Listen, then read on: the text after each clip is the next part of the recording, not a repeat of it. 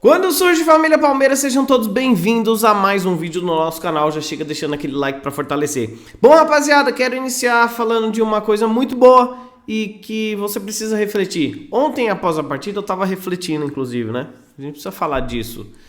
Porque imagina daqui a uns 20, 30, 40 anos, a gente conversando com os nossos filhos, netos, crianças daquela época e falando o quão satisfatório foi acompanhar aquele Palmeiras de Abel Ferreira. Aquela máquina de ganhar títulos. Com time titular, time reserva, time misto, com a menos, com dois a menos. Que frieza esse time tinha para vencer os seus adversários. Podia não dar show, como dava as duas máquinas da academia, o time da Parmalat, mas levantou muitos canecos.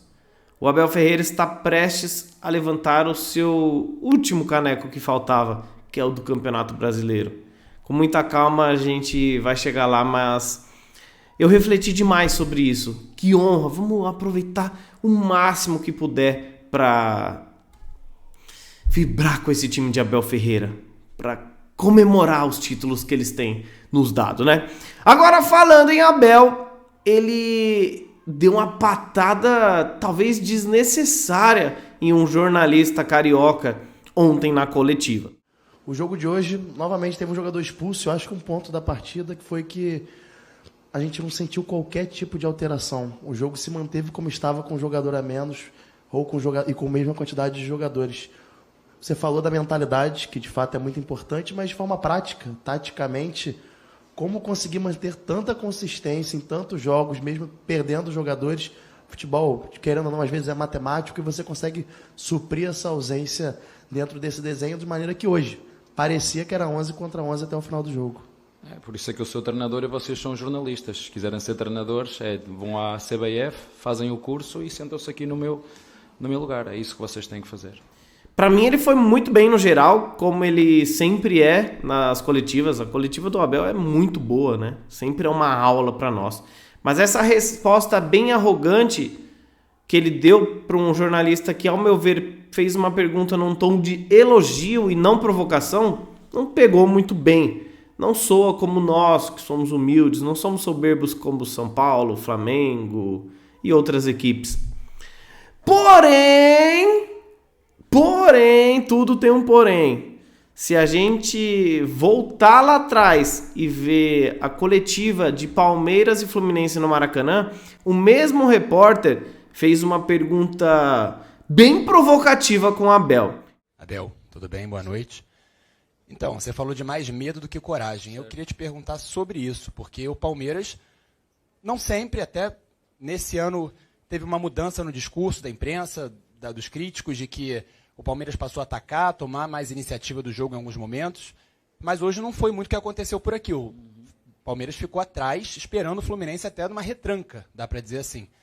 E aí, como é que você enxerga isso contra o Fluminense aqui, tendo um elenco inferior, jogar dessa forma?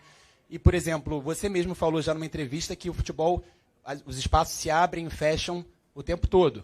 E para isso você precisa ficar com a bola. E mais do que isso, né? O Jorge Jesus, quando chegou no Flamengo, disse que não tem uma forma de jogar, tem várias formas de jogar que um time precisa ter.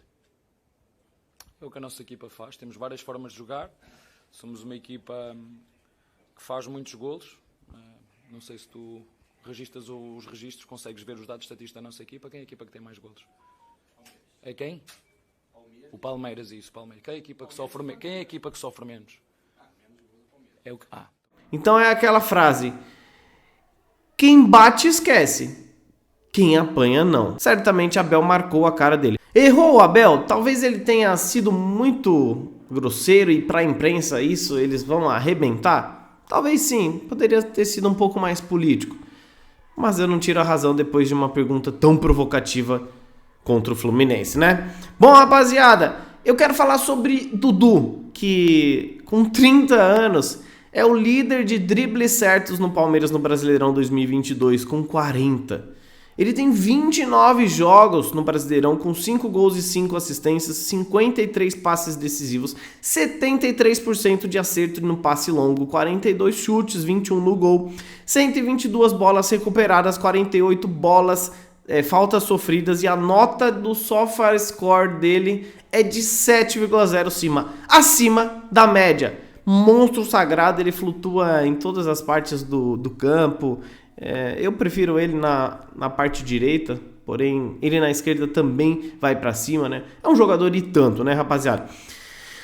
Falando também desse jogo contra o Botafogo, vocês notaram o que eu notei? Notaram uma coisa... Sei lá, vamos lá. O árbitro de ontem, ao meu ver, fez uma excelente partida. E, coincidentemente, foi no dia que a Leila Pereira foi lá na CBF. Ou melhor, disse que iria. Ela não postou mais nada, falou que ia fazer comunicado, não fez, mas enfim. Eu acho que rolou essa visita da Leila lá na CBF, hein? Porque a arbitragem de ontem foi bem. É aquilo que a gente fala. Não precisa ajudar a gente. A arbitragem não ajudou a gente em nada ontem. Marcou o pênalti no VAR, que não era nem pra ter ido no VAR, né? O próprio Abel gritou lá do banco de reserva. Eu vi sem VAR, mas enfim. Pelo menos foi, o VAR é pra isso. Expulsou corretamente o Zé Rafael, não tem problema. Amarelou alguns jogadores de forma correta. Não ficou truncando o jogo, deixou o jogo rolar. E assim tem que ser. A gente não precisa ser ajudado. Tampouco precisamos ser prejudicados, né?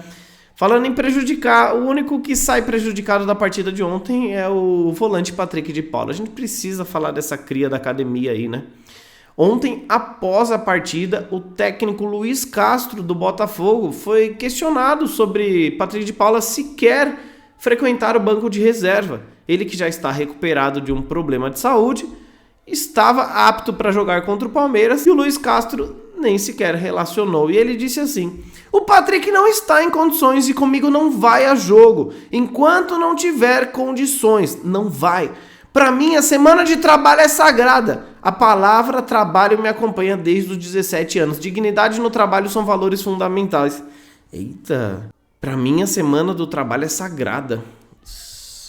Deu ruim pro Patrick de Paula. E aí, quem tava errado de vender por mixaria ou de quem contratou pela maior contratação da história do clube?